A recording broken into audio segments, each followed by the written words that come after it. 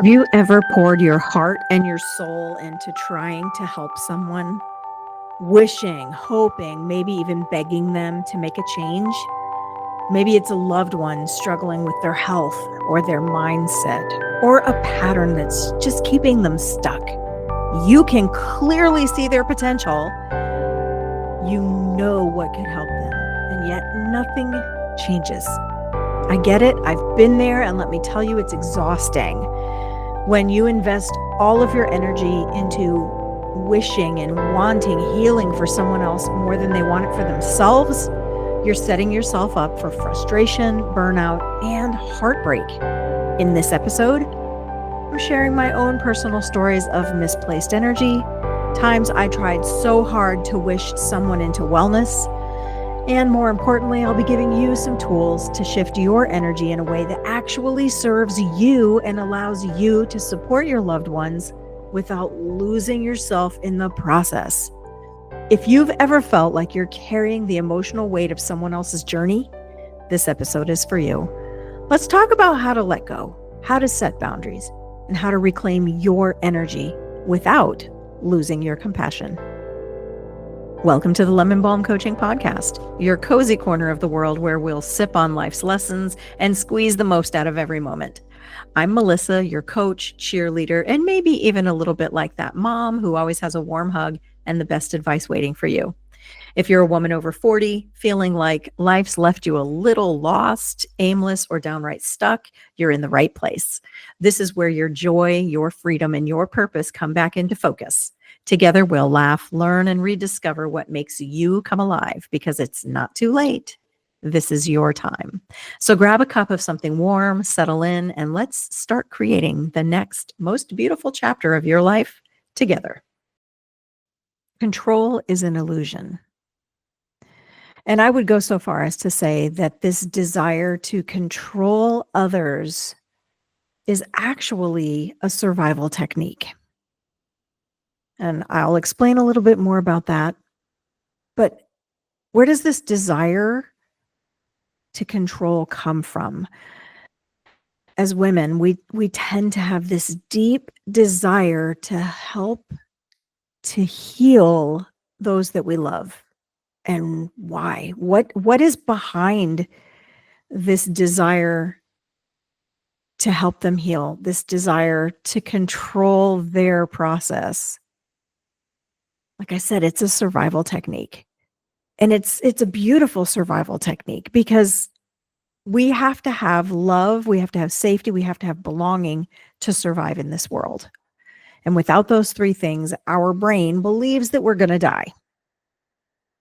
So when we see someone that we love making choices that lead them down a destructive path, whether that's with their health or their relationships or their jobs or whatever it is, when we see people making those choices that lead them down that path, it's scary for us. And our survival brain kicks in and it says, we've got to fix it. We've got to make sure they're okay, because if they're not okay, then I'm not okay. If they're not okay, then I can't survive. Every single one of us on the planet, whether you're a man or a woman, we have this deep desire to help and heal those we love. And it comes from that place of survival. But when we spend our energy trying to help the people that we love be well, it drains us. We get drained when we're spending all of our energy focusing it on helping other people be well. Now, that might sound really counterintuitive coming from someone who actually helps people be well as my career choice. But when we're talking about our relationships, that's when it becomes draining, because we are so emotionally invested in the people that we love. When we see them making these choices, when we see them walking down these paths, we want to help. And when we take the energy and invest it in them when they're not really ready to start working on their own healing journey, it's exhausting. We can't wish someone into wellness. We can't hope someone into wellness. We can't force someone into wellness. But when we try to do that, it's coming from that place of survival. And I hope you can see that. And when we think about survival, right, there's the 4 pieces to that, right? Most people know of fight or flight, but there's also now considered fawn and freeze. And for the longest time, it was fight, flight, and then they added freeze, but now we've added fawn. So there's fight, flight, freeze, or fawn. And what this really is it's your sympathetic nervous system taking over. And it's doing its job. It's doing a beautiful job. We do not want to beat ourselves up for going into survival mode because that's what our brain does the best. That's what that part of our brain is designed to do, to throw you into survival mode, to activate your sympathetic nervous system. But when that happens and we're investing this energy into fighting for others who don't want to be fought for, it's exhausting. And when we're talking about this control, this desire to help other people be well, when we're talking about that, what we're really talking about is that fight part of the sympathetic nervous system. We want to fight for the people that we love. And that's not a bad thing. But if they don't want to be fought for, it can become a problem. We have to understand when we are considering the wellness of the people around us, when we're considering their mental, emotional, spiritual, physical wellness, we need to understand, we must understand, we have to understand that true change, true transformation comes from within, not from external pressure. If you're walking a healing journey, you're probably doing it because you decided you wanted to do it. You decided, that's it, I'm done. I want to be well. It's not because someone berated you into being well. I remember back when I was a Boy Scout master, and at that time, I'm not sure if it still exists, but at that time, there was this premier leadership course called Wood Badge that they wanted all leaders to go through. If you were in a position of leadership in the Boy Scouts, they wanted you to attend this course. And I know why. It's an absolutely wonderful course. But I remember for probably 3 years, people would come up to me and say, you need to sign up, you need to sign up, you need to sign up, you need to sign up. And I always told them, when I'm ready to sign up, I will sign up. You can't pressure me from the outside. And I knew that about myself. And I would tell them, stop trying to pressure me. When it's time for me to go, I will go. And I did. When it was time, I did. I signed up and I went, and it was wonderful. But true transformation is an internal decision. It's not something you can berate someone into. It's not someone that you can't force someone to want to be well. You just cannot do it. And I've said that for years. Even before I became a coach, I just knew that intrinsically, that transformation was a personal decision. Whatever the transformation is, whether it's releasing weight, something having to do with your job, something having to do with your emotional health or your spiritual health, it's always a personal decision. It cannot be coerced. You cannot coerce someone to make a decision that's good for them. It has to be something that they desire. And I have a perfect example for you. My dad has been diabetic his entire life, since he was about 12 years old. And he's going to be 80 this year. And most of his life, he just ate whatever he wanted and then took insulin to counteract that. And as a type 1 diabetic, diagnosed in the 1950s, that was their understanding of the disease at the time. Eat whatever you want, take insulin to counteract it, because kind of that's what our bodies do naturally. We eat things and our body produces insulin to counteract it. But his whole life, up until about 3 years ago, that's how he managed, and I say managed loosely, managed his diabetes. But what would happen, if you're familiar with diabetes, when you eat carbohydrates spikes your blood sugar, obviously. And then he would take insulin to counteract that. So anytime he would eat, his blood sugar would spike, and then he would take insulin, and then it would plummet, spike, plummet, all day long. Well, I became his caretaker a couple of years ago, and I presented him with opportunities. I presented him with options. Here's a way that you could eat that could prevent those spikes and drops from happening. Here's a way that you could move that would help increase your energy. Just offering him options, but not demanding that he make those changes. And as a result, over the last 2 years, he's made so many beautiful changes in his diet and how he does things that his blood sugar is fairly level almost every day. But I didn't force him to do it. I didn't say, you can only eat these foods. You can only do these things. I just presented opportunities and gave him the choice. And when he would come to me and say, I think I'm done doing that, we'd be done doing it. Transformation has to come from within. You cannot coerce someone to be well. So, what are some signs that you are misplacing your energy when it comes to the people that you love, the people that you want to see well? What are some of the signs that you could be on the lookout for that will let you know that you're misplacing your energy? This is a big one, the constant worry or obsessing over someone else's healing journey. I come from a family of worriers. My mom was a worrier. She worried all the time. We used to joke if there wasn't something to worry about, she would make something up to worry about. But when we're talking about our misplaced energy, if you find yourself worrying constantly or obsessing over someone else's healing journey, that's probably a sign to you that you're misplacing your energy. And what do I mean by misplacing your energy? Let me talk about that real quick. Let's say we have 100% energy each day. And on that graph, let's say 20% of your energy is spent on exercise, 20% is spent on eating. That leaves you with 60%. Another 20% might be spent on your job, another 20% might be spent on your home, and then you have another 20% left. What do you do with that 20%? Spend time with your family, et cetera, et cetera. We only have 100% energy.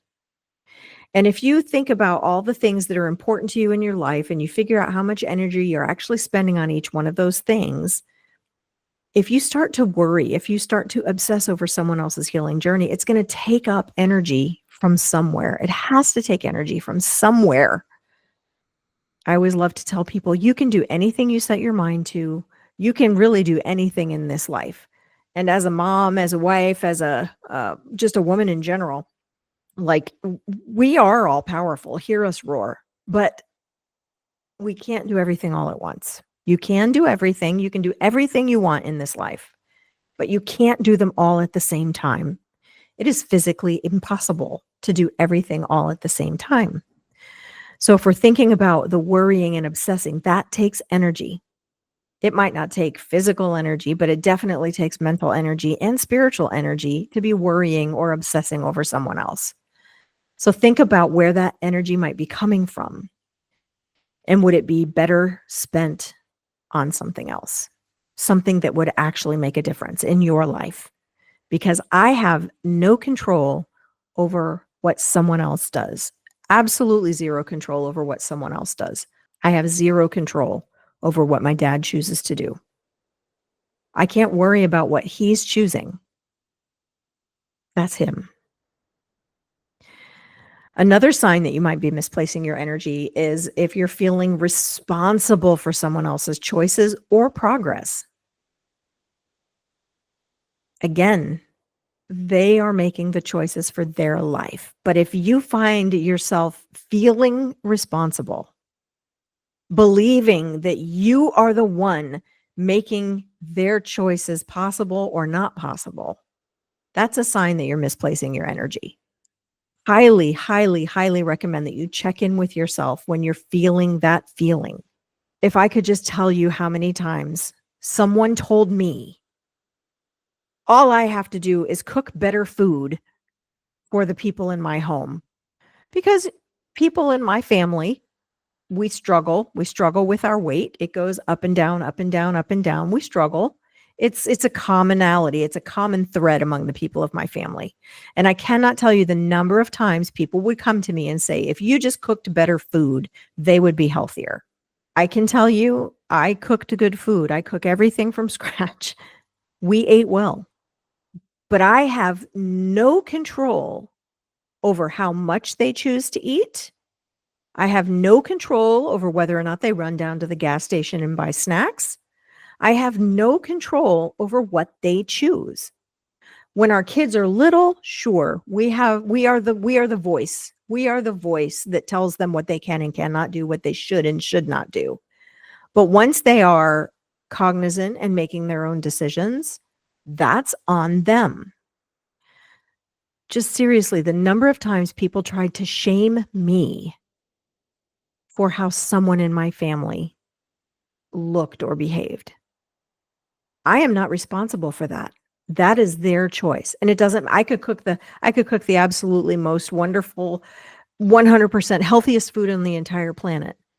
But if they choose to eat a ton of it, or if they choose to go get junk food, I have no control over that. They, pardon my language, they are grown-ass adults and they can make their own decisions.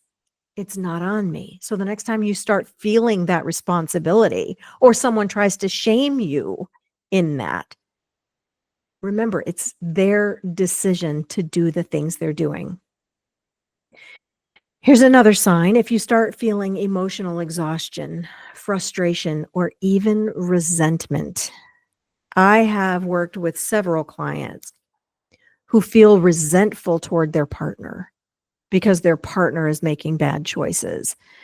They're frustrated that they're making these choices. They send me pictures. Look at what he's choosing. Look at what he's choosing. Look at what he's doing. And I have to remind them, yes, that's terrible. It's not good for their health. I know the issues that they're dealing with. But again, that's their choice. That is a grown-ass person who can run to the grocery store or the convenience store and get the junk that they want. It is not on you. But it does become exhausting. It does become emotionally exhausting. It can be frustrating. It can lead to resentment. Look at the work that I'm doing on myself, and you're over there like a bump on a log. It can lead to that resentment. So again, remembering my choices for me, their choices for them. And here's a big one.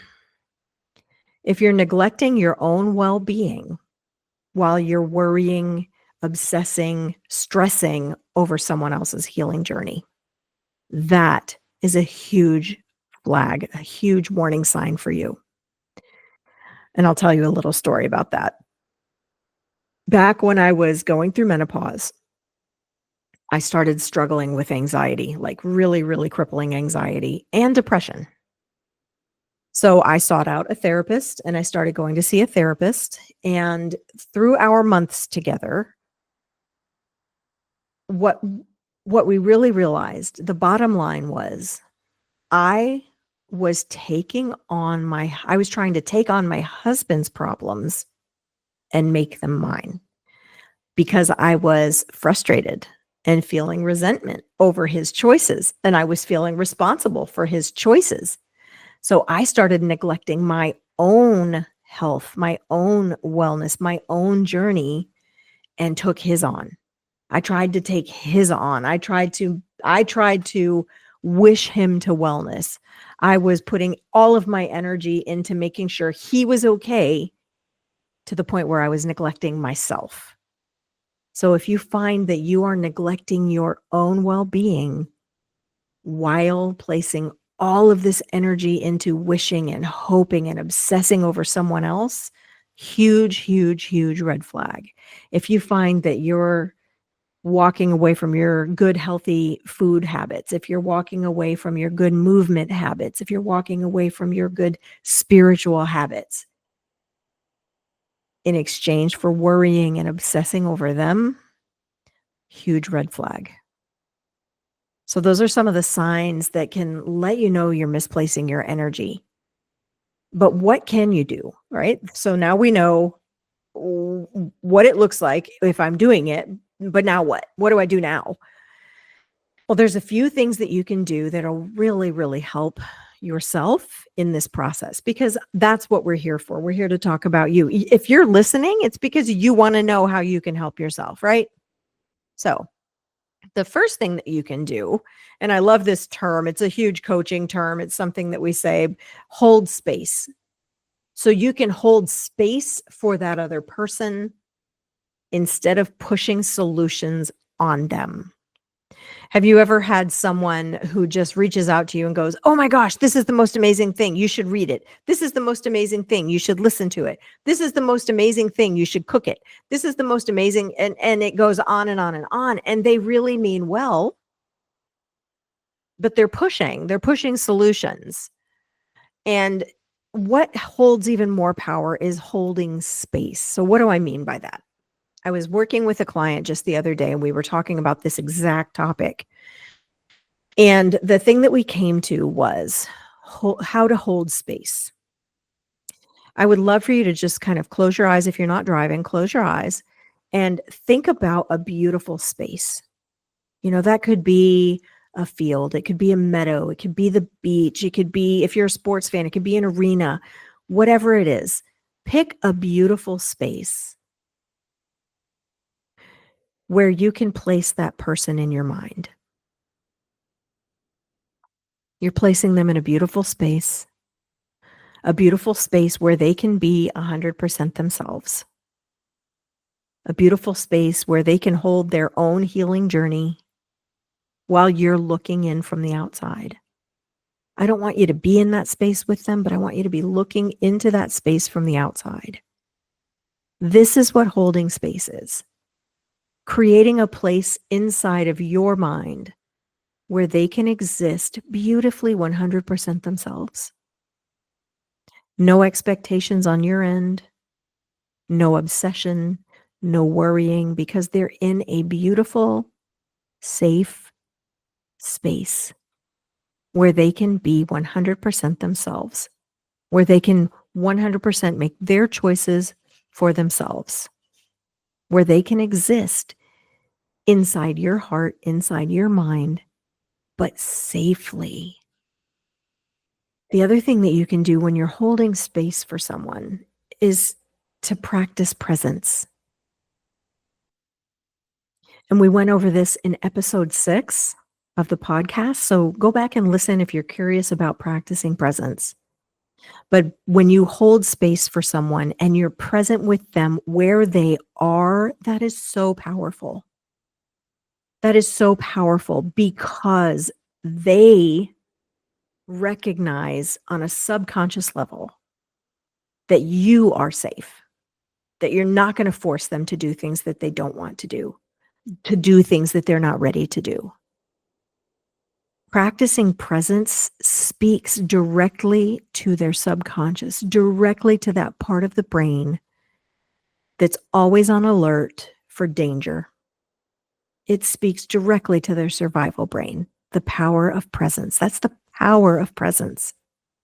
So hold space for people in your life. Hold space for the people in your life who desperately need it, right? Because you're on the outside. You can see the choices that they're making. You can see that the things that they're doing are leading down a path that is not good. You can clearly see it, but don't push solutions on them. Hold space because they have to make their choices and you get to make your choices. This is your choice. This is your choice to hold space. This is your choice to be present. This is your choice to listen and accept and place them in that space in your brain that's safe, and you can see that they're safe. You can see that they are safe, that they are okay, even with the choices that they're making. Another thing that you can do is encourage them. Encourage, not enforce. Right? We want to support people without smothering them. We want to be there for them. We want to say things like, "That was great. Look what you just did. Wow, instead of choosing fried fish, you chose baked fish. That's great. Encouragement, not enforcement. Well, no, I'm not going to cook fried fish for you anymore because it's bad for you. We're only having baked fish from now on. That's enforcement. Wow, I'm so proud of you for going to the fast food place and getting grilled chicken instead of fried chicken. That's awesome. I'm proud of you. Encouragement over enforcement. Offer words of building up instead of words of breaking down, because our words absolutely matter. Use your words to build people up instead of breaking them down. And again, I know we've already said this, but it can be really hard. It can be really hard when we're talking about the people that we love because we are emotionally involved. We are emotionally involved because that part of our brain needs to survive. And we're not sure if we can survive without them, right? So we're going to do everything we can to make sure that they're well. Another thing that you can do that is so, so, so helpful is setting up a healthy boundary for yourself. Boundaries protect you and them. Boundaries protect your energy and their energy. So you can protect yourself while still caring deeply for the other person. Healthy boundaries are so important in really every area of life, but this is a really big one, especially for the people who do obsess, who do worry about the health and well-being of their partners, of their family members, of their friends, of their coworkers. I mean, some people are so deeply feeling that they care about the stranger on the street that way. So a healthy boundary is so important. How do you set healthy boundaries? That is a topic for another episode. But going back to holding space, you can create boundaries just like that. You can create boundaries around yourself where you say, I'm okay if I worry about this part of their well being. I'm not okay if I worry about that part of their well being.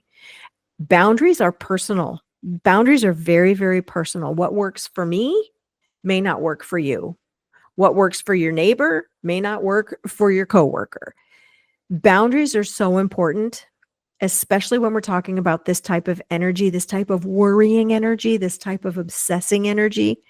These are negative energies that will drag you down, get stuck in your body, and create symptoms and eventually morph into disease if you're not careful. So we want to make sure we're setting those healthy boundaries around our energy, around our thoughts, around our actions when it comes to the health and well-being of those that we love. Another beautiful tool that you can use for yourself, right? Because we're talking about you, we're not talking about them. They are grown ass people who can make their own choices, but we can redirect our focus. When I see that I'm starting to worry or obsess, I can redirect my energy back into my own healing journey, back into my own personal growth. So some of you listening might really consider yourself a fixer.